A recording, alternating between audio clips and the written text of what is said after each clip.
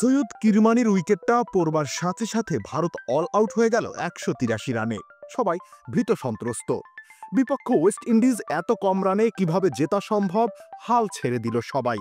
তখনই চওড়া হাসি হেসে সবার মাঝখানে এগিয়ে এসে দাঁড়িয়েছে তাদের অধিনায়ক। চওড়া গোফ, চওড়া ছাতি, আর সব থেকে চওড়া বোধ হয় বুকের পাটাটা। তারস্বরে বললেন, চলো জওয়ানো, লারকে আতে হে। হয়তো এই পেপটকটাই এক্সট্রা অ্যাড্রিনালিন দিয়েছিল ওই ১৯৮৩-এর ২৫শে জুনের ফাইনালে।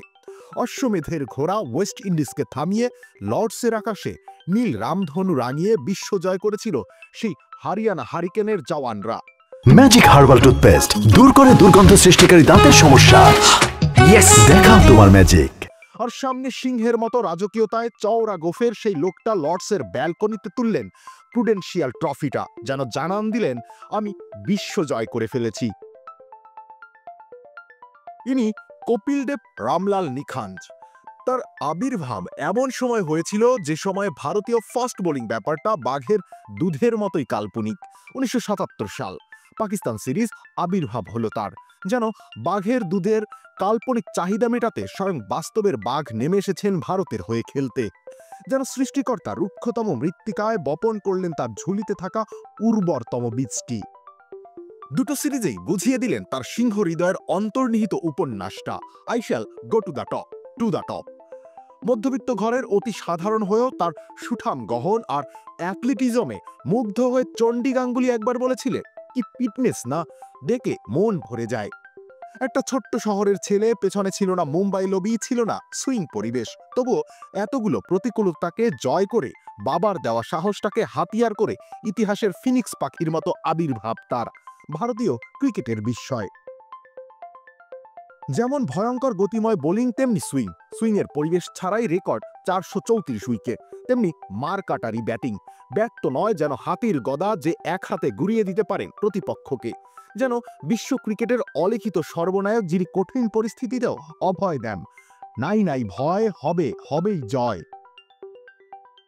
কপিল মানে জিম্বাবুয়ের বিপক্ষে আবশ্যিক জয়ের ম্যাচে ১৭ রানে ৫ উইকেটে মাঠে নেমে ১৭৫ রানের তাণ্ডব। যেন শত লাশের মাঝে স্বয়ং সম্রাট নেপোলিয়ান এসেছেন এবার তলোয়ার চালাতে, আর বলছেন, যতক্ষণ কপিল আছেন ততক্ষণ কোনো ভয় নেই। কপিল মানে লর্ডসে পরপর ৪টে ৬ মেরে ফলোয়ান বাঁচানো। কপিল মানে ৮১-র মেলবোর্ন টেস্টে আহত হ্যামস্ট্রিং নিয়ে ৫ উইকেট।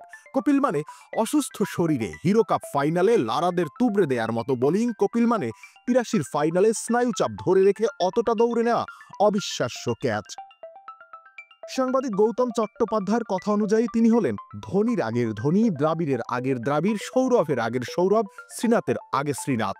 ভারতীয় ক্রিকেটের প্রথম রোমান্টিসিজম। তিনি এসেছিলেন যেমন মরুভূমিতে অরণ্যদেবের দূত হয়ে, চলেও গেলেন হাসি মুখে, সেই ট্রেডমার্ক চওড়া হাসি। একবারই তাকে কাঁদতে দেখা গিয়েছিল, যখন এমন একজন ব্যক্তিত্বের উপরে আনা হয়েছিল বেটিংয়ের চার্জ। এনেছিলেন তারই কাছের মানুষ। Somebody is sweating blood on the ground.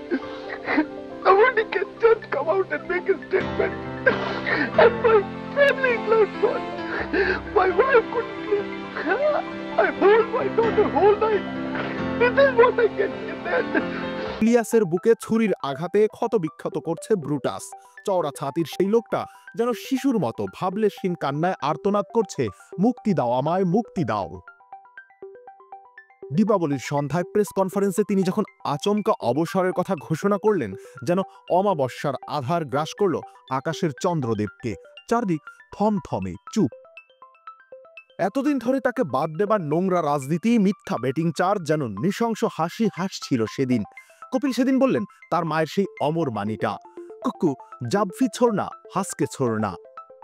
তিনি চলে গেলেন হাসতে হাসতে, কলার উঁচু করে চওড়া গোফে পান দিতে দিতে।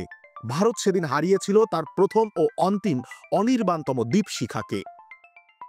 আজও যখন চোখ বন্ধ করা হয়, অনুভব করা যায় লোকটা মাঝে মাঝে কাঁধে ঝাঁকুনি দিয়ে মাসলটাকে লুজ করছে, আর ওই দৌড়ে আসছে বল করতে। অক্লান্ত সেই দৌড়, লক্ষ্যভেদী সেই দৌড়, বিরামহীন সেই দৌড়। আর পাশ থেকে যেন তার মা বলে যাচ্ছে, কুক্কু ছোড়না নেহি, লেকিন জাব ভি ছোড়না, হাজকে ছোড়না। রবিউল ইসলাম রনি, খেলা ৭১।